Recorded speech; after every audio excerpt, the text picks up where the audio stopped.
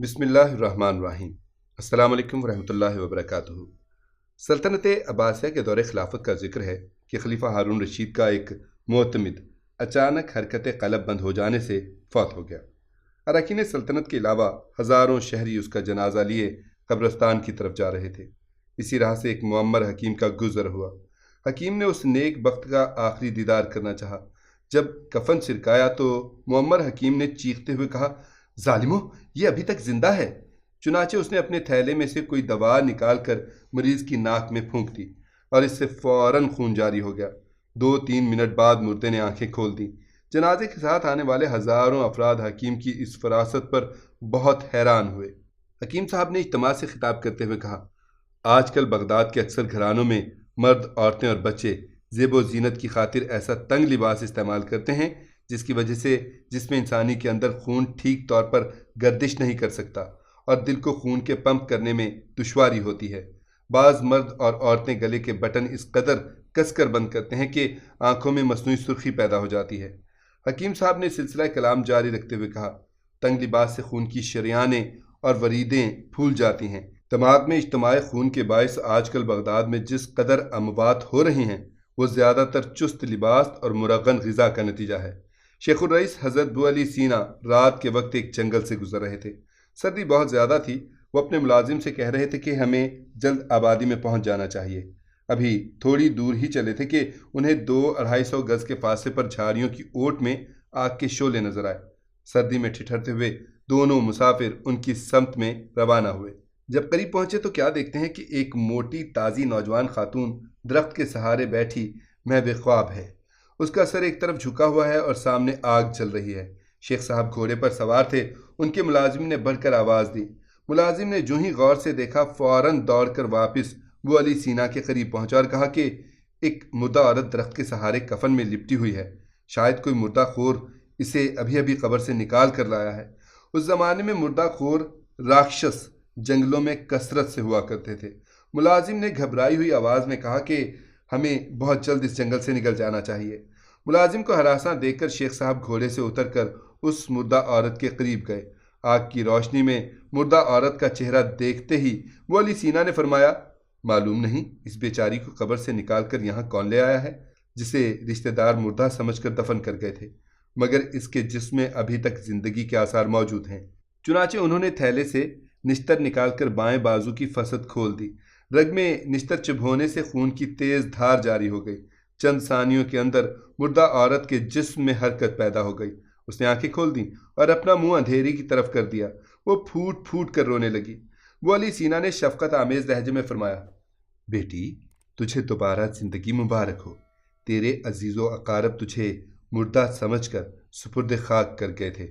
خدا جانے تجھے کون قبر سے نکال کر لایا ہے، اور تیری خوش قسمتی کہ آج ہمارا گزر بھی اس جنگل سے ہوا۔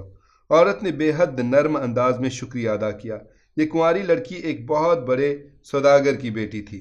محلے کا ایک غریب نوجوان اس پر دل و جان سے فدا تھا۔ اس عاشق زار نے کئی مرتبہ سوداگر کی خدمت میں رشتے کے لیے درخواست کی، مگر سوداگر نے غریب لڑکے کی بات پر کبھی توجہ نہ دی۔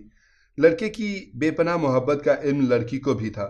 وہ بھی دل و جان سے اس پر فریفتہ تھی۔ اس امیر کبیر سوداگر کے گھر حد درجہ تنگ لباس فیشن کے طور پر استعمال ہوتے تھے، اس حد تک کہ عورت کو قمیص اتارتے وقت 2 کنیزوں کی خدمت حاصل کرنا پڑتی تھی۔ اتفاقاً ایک روز سوداگر کی اس بیٹی کو سر میں شدید درد ہوا اور بخار شروع ہوا۔ بہت علاج کے باوجود 5ویں روز وہ فوت ہو گئی اور اسے قبرستان میں سپرد خاک کر دیا گیا۔ اس کے عاشق زار نے قبر کھود کر اپنی مردہ محبوبہ کو کندھے پر اٹھایا اور بہت دور لے جا کر درخت کے سہارے بٹھا دیا اور خود اس کے سامنے آگ جلا کر بیٹھ گیا۔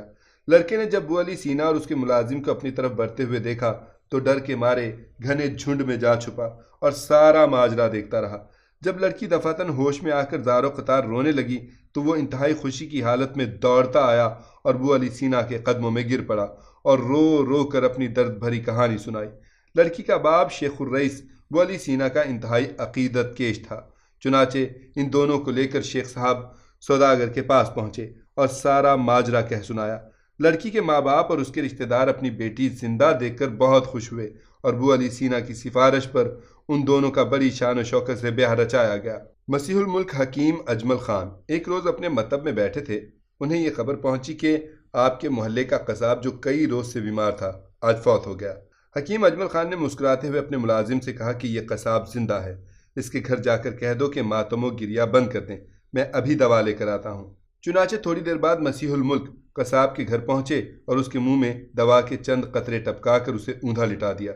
تھوڑی دیر بعد اس کے منہ سے زرد رنگ کا پانی بہنا شروع ہوا جو بتدریج گہرے سیاہ رنگ میں تبدیل ہو گیا۔ اس کے ساتھ ہی ناک کے نتنوں سے سیاہ رنگ کا خون بہنے لگا۔ 10-15 منٹ میں مریض نے سانس لینا شروع کر دیا اور آنکھیں کھول دیں۔ کہاں ہائے ہائے اور کہاں واہ واہ، محفل ماتم خوشیوں میں تبدیل ہو گئی۔ مسیح الملک نے فرمایا کہ یہ بدبخت موٹا ہونے کے باعث رفع حاجت کے وقت احتیاط نہیں کرتا تھا۔ پیشاب کے قطرے اس کے پاؤں اور پنڈلیوں پر گرتے تھے۔ اس کے باعث ایک مرض پیدا ہوا۔ بیشتر لوگ اس مرض کا شکار ہو کر زندہ درگور کیے جاتے ہیں۔ بارہا اس قسم کے مریض دفن ہونے کے چند گھنٹے بعد خود بخود ہوش میں آ جاتے ہیں، لیکن بند قبر سے چھٹکارا پانا انتہائی دشوار ہوتا ہے۔ حکیم صاحب نے یہ بھی فرمایا کہ گرم اور خشک ممالک میں تنگ لباس کا استعمال عموماً زندہ انسانوں کو قبر تک لے جاتا ہے۔ فرعونہ مصر کے شاہی خاندان کے اکثر افراد تنگ لباس استعمال کرتے اور اس بنا پر ایک عجیب و غریب مرض کا شکار ہو جاتے تھے۔ چنانچہ ان مردوں کو دفن کرنے کے بجائے بڑے بڑے کشادہ اور وسیع تہ خانوں میں سنگ مرمر کی بڑی بڑی چارپائیوں پر رکھ دیا جاتا اور مسلسل کئی روز تھوڑے تھوڑے وقفے سے ان لاشوں کی دیکھ بھال کی جاتی۔ کئی مرتبہ ممی خانے میں رکھے ہوئے افراد مرض کا دورہ ختم ہونے کے بعد پھر ہوش میں آ جاتے۔ اس قسم کے اور بھی بے شمار ہوشبہ واقعات ہیں۔ دراصل جب کسی گرم ملک میں تنگ لباس کا فیشن بہت زیادہ ہوا تو قدرت نے اس ناقابل معافی جرم کی سزا بھی بہت بڑی رکھی ہے۔